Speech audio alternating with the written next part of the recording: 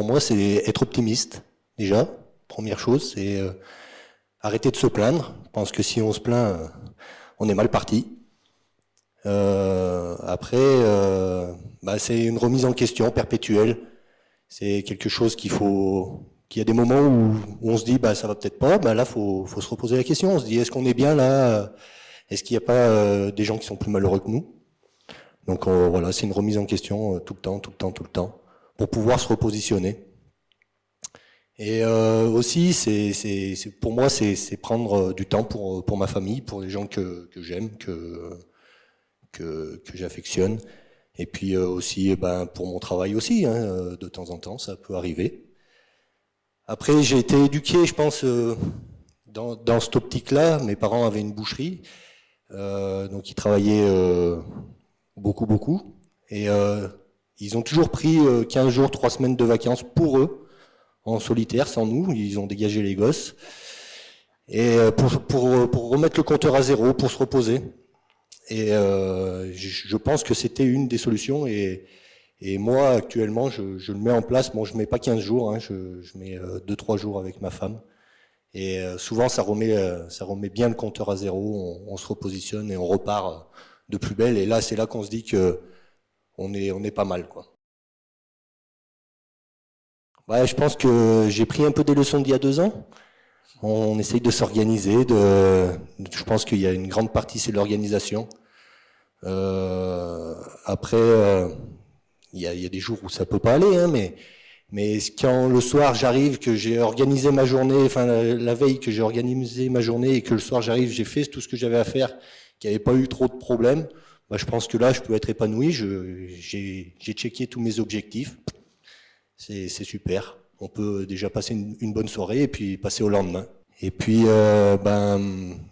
toujours communiquer aussi, ça pareil, il y a 2 ans, c'est quelque chose qu'on a eu. Et bon, après, c'est pas facile des fois de communiquer.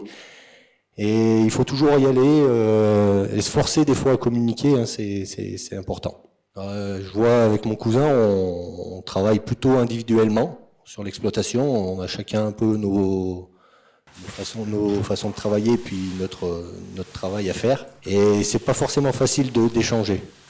Et je pense qu'il faut se forcer des fois à se dire, pour que trouver mon épanouissement, il faut que j'aille organiser, d'aller chercher les mots, chercher l'organisation le matin pendant la traite, se dire, allez, je passe 5-10 minutes, mais c'est peut-être 5-10 minutes qui vont me faire gagner une demi-heure, 1 heure sur la journée, quoi.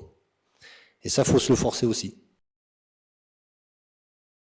Des choix, oui, pour être épanoui, là, ça sera plus technique. Je sais que j'aime bien ma race, la Montbéliarde, donc j'ai suivi quelques concours. Alors j'en suis un peu moins parce que ma femme n'est pas forcément fan.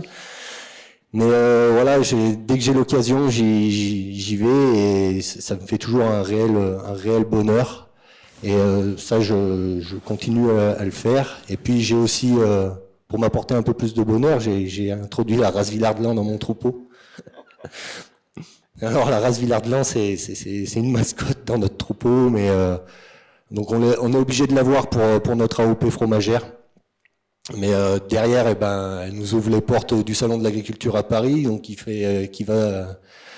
quand on en amène une, vous savez ce qui se passe à Paris. Voilà, c'est toute l'ambiance, tout ça, et forcément, ça contribue un peu à notre épanouissement.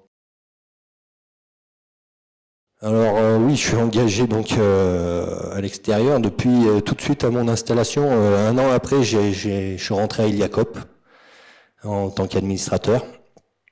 Et puis du coup, je suis encore là, hein, je suis à XR maintenant, XR Repro, je suis au bureau, je représente Oriva Humotest. Donc c'est un peu de responsabilité, mais voilà, je suis ma passion, l'élevage, la Montbéliarde.